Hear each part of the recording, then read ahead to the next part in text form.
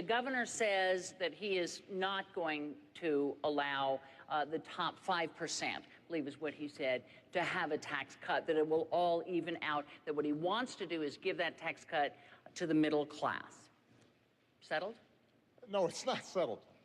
Look, the cost of lowering rates for everybody across the board, 20%, along with what he also wants to do in terms of eliminating the estate tax, along what he wants to do in terms of corporates, changes in the tax code, it costs about $5 trillion.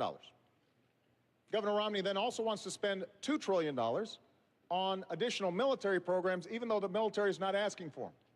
That's $7 trillion. He also wants to continue the Bush tax cuts for the wealthiest Americans. That's another $1 trillion. That's $8 trillion. Now, what he says is he's going to make sure that this doesn't add to the deficit, and he's going to cut middle-class taxes. But when he's asked, how are you going to do it, which deductions, which loopholes are you going to close, he can't tell you.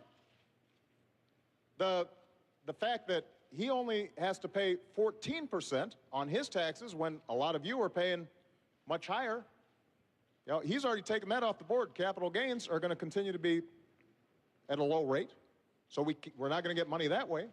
We haven't heard from the governor any specifics beyond Big Bird and eliminating funding for Planned Parenthood in terms of how he pays for that. Now, Governor Romney was a very successful investor. If somebody came to you, Governor, with a plan that said, here, I want to spend $7 or $8 trillion, and then we're going to pay for it, but we can't tell you until maybe after the election how we're going to do it, you wouldn't have taken such a sketchy deal. And neither should you, the American people, because the math doesn't add up.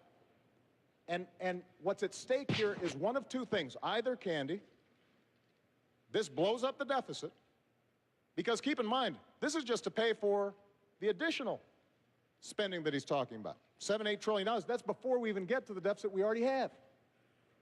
Or alternatively, it's got to be paid for not only by closing deductions for wealthy individuals, that'll pay for about 4% reduction in tax rates.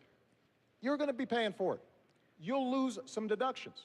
And you can't buy this sales pitch. Nobody who's looked at it that's serious actually believes it adds up.